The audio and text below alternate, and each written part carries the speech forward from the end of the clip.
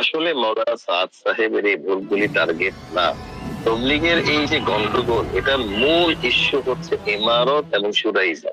মাওলানা সাদ সাহেবের পিতামহ যারা ছিলেন, দাদা পরদাদা যারা ছিলেন, ইমারতের ভিত্তিতে এক আমির এটা পরিচালনা করেছেন, 3 বার এভাবেই পরিচালিত হয়ে আসছে। হুজুর সাল্লাল্লাহু আলাইহি সাল্লামের জীবদ্দশায় রাসূলুল্লাহ সাল্লাল্লাহু আলাইহি সাল্লাম কোন একটা জামাত পাঠিয়েছেন, অথচ তার আমির নির্বাচন করেন নাই, এরকম কোন দলিল আমি আপনার মাধ্যমে আমি সবার কাছে পেশ করছি, কেউ দেখাতে পারবে?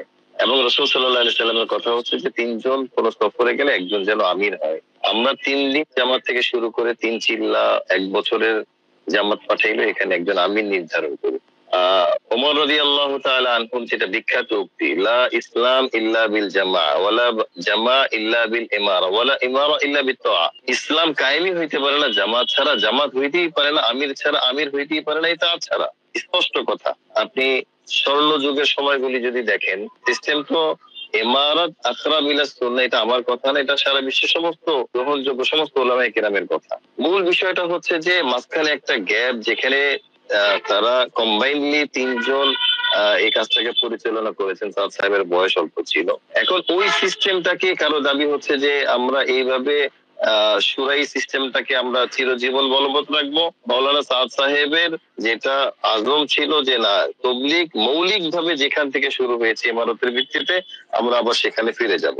এখন আমি বলতে চাই, যদি তবলিগের মতো একটা বিশ্বব্যাপী মেহনত, এই মেহনতের মধ্যে ইমারতের সিস্টেমকে বিলুপ্ত করে দেওয়া যায়, তাহলে বাতিলের ফায়দা কি? ইমারতের মতো এই মহান সুন্নত বা এই সিস্টেম যেটা নবুয়তের সিস্টেম, এটাকে যদি বিলুপ্ত করে দেওয়া যায়, তাহলে বাতিলের ফায়দা কি? বাতিলের ফায়দা হবে এটা, দুনিয়া থেকে ইমারত মিটে গেলে কোনোদিন জিহাদ কায়েম হবে না। দুনিয়া থেকে ইমারত যদি মিটে যায়, অনেক বড় বড় আহকাম যেগুলি আছে, যে আহকামগুলি কোনোদিন দুনিয়াতে উজুদে আসবে না।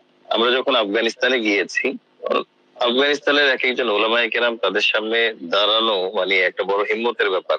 তাদের ইখলাস, তাদের বুজুর্গি এবং তাদের এলেম। তো আপনাকে আমি একদম নিশ্চয়তা দিয়ে বলছি যে আফগানিস্তানে আমার যে সফর হয়েছে, আমাদের এরপরে প্রায় এই পর্যন্ত আমরা হয়তো 30 থেকে 35টা জামাত আমরা আফগানিস্তানে পাঠিয়েছি। মাশাআল্লাহ, আমাদের জামাত। এবং প্রথম যে সফর ছিল, আমি প্রথম জামাতের সাথে ছিলাম আফগানিস্তানে। সেখানে সম্মিলিত ওলামায়ে কেরাম, তারা 90% আমি বলবো, কম করে হলেও, তারা হচ্ছে নিজামুদ্দিনের সাথে মিলে কাজ করে। কিছুদিন আগে আমাদের মাওলানা মনির বিন ইউসুফ সাহেব দিয়েছে, এখানে প্রায় 2 লক্ষের মজমা জমা হয়েছে। আফগানিস্তান ওয়ালারা নিজামুদ্দিনকে কেন সাপোর্ট করছেন? লম্বা ইতিহাস সংক্ষিপ্ত আমি তাদের ওলামাদের মুখ থেকে এবং তাদের যারা বর্তমান গভর্নিং বডি, যারা বড় বড় ব্যক্তি, তাদের জবান থেকে যেটা আমাদের কাছে আসছে, যে আমাদের আফগানিস্তান ইমারতকে জিন্দা করার জন্য আফগানিস্তান কায়েম হয়েছে, নামই হচ্ছে ইমারত ইসলামিয়া। তবলিগের যে সিস্টেম ইমারতের ভিত্তিতে চলবে, আমরা সেটাকে সাপোর্ট করব। তারা সহজ সরল ভাবে ইসলাম বুঝে এবং ইসলামের মৌলিক জায়গাগুলিতে আল্লাহ প্রদত্ত, আল্লাহ পাক তাদেরকে ইলহাম করে তাদের ইখলাসের কারণে। আর তাদের পরিবেশ এনভায়রনমেন্ট কিরকম, এটা আমি আপনাকে হয়তো আরেকটা এপিসোডে লম্বা সময় নিয়ে বলতে হবে। যেটা বলতে চাই, মূল টার্গেট হচ্ছে আমাদের এই ইমারতের সিস্টেম। তো বাংলাদেশ থেকে যখন ওলামায়ে কেরাম এই ব্যাপারটাতে ব্যাপক আলোচনা হইলো, তো স্বাভাবিকভাবে আমরা ছিলাম কয়েক মানুষ আমাদের দেশের মধ্যে। শুধু আলেম ওলামা না, আলেম ওলামা তো আছেই। জি, আপনি আফগানিস্তানে আমার অনেকগুলি ভিডিও আছে, দেখবেন যে এক একটা মাদ্রাসায় যখন আমি যেতাম, তো হাজার হাজার ওলামায়ে কেরাম রাস্তায় দাঁড়িয়ে আমাকে ইস্তেকবাল করতো। আমি আপনাকে ভিডিওগুলি দিব।